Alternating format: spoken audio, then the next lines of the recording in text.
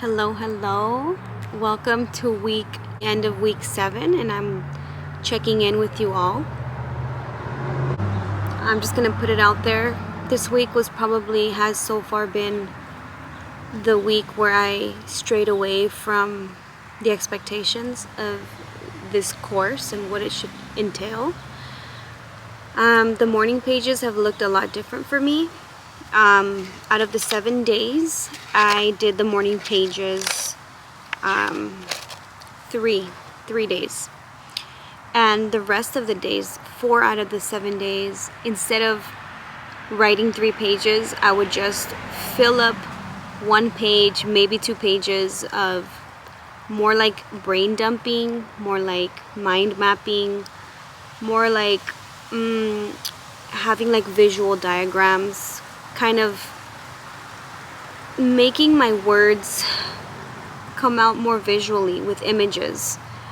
So I don't really consider them to be morning pages. It was just a strong need to just put my thoughts on paper, but without the constraints of them being written line by line. So that's how I did it for 4 days. I have to say that this, apart from, I don't know what's going on, but I feel a little sidetracked from the course. I think I'm just in too deep in my head about just future endeavors, career endeavors. I've talked about this, just future plans, that it's kind of affecting. Like, I feel like doing my morning pages right now has been really hard because I feel like it's not really, I don't see how it's giving me direction. I don't know, and I know that that's not true. I know that there's truth to you doing the morning pages, but something about I feel like I need answers in a different way. And what I've been doing, and I've been listening, I remember there was a chapter a few weeks back where Julia Cameron mentions, if you have questions, to write down your questions on a piece of paper at night before you go to bed, and then go to sleep on those questions, and let your mind do the rest of the work, your subconscious mind find solutions for you. So during this week, there was a lot of synchronicities,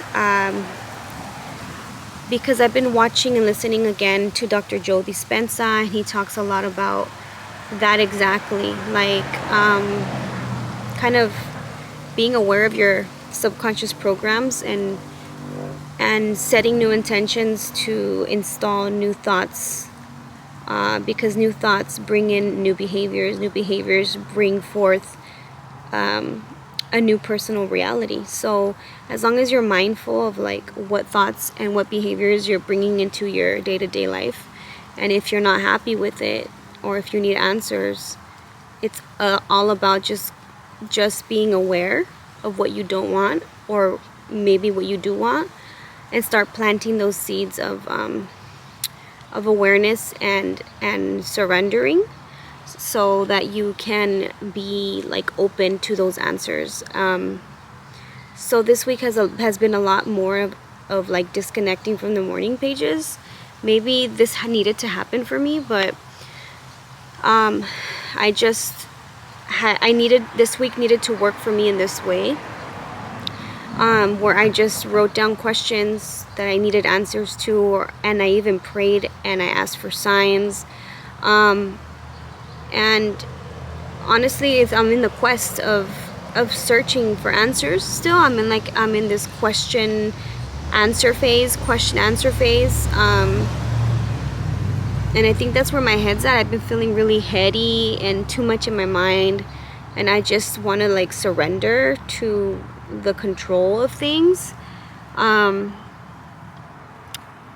This week has been just messy and mushy and very unclear.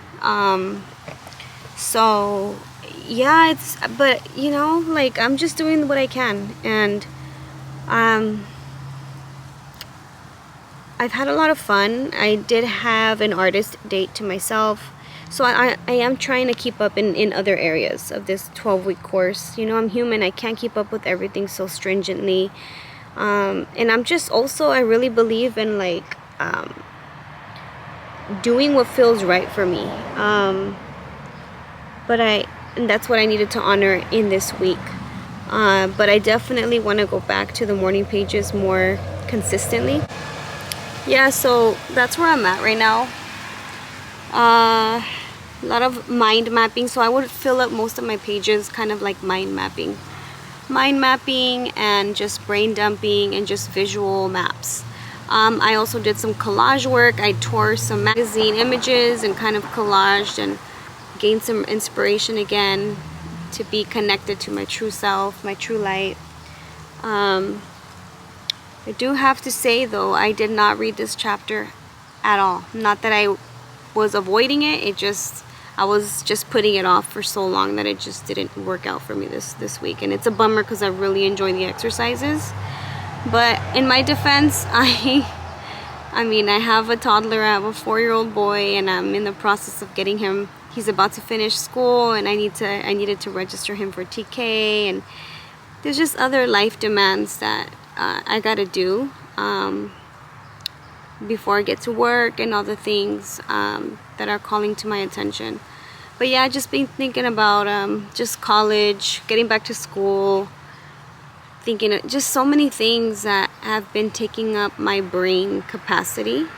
But I'm gonna take next week to hone in again, to do my morning pages, be more diligent.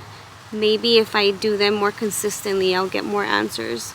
But I think there's a real resistance to the morning pages, and I know that I gotta pay attention, like why is there resistance? Like there's more of a reason to do morning pages if I don't want to do them. Like that's something says there, like there's something that needs to be said or paid attention to for not wanting to do the morning pages. But if I can just really dig a little bit and think about why I don't want to do the morning pages, I just feel really rushed in the morning. Right now I've been prioritizing sleep a lot, and when I wake up, I used to wake up really early and enjoy my coffee really early. Like I would wake up like probably 3 or 4 hours before I'd have to go into work, and that was ideal because everyone's asleep. I'm having time to myself.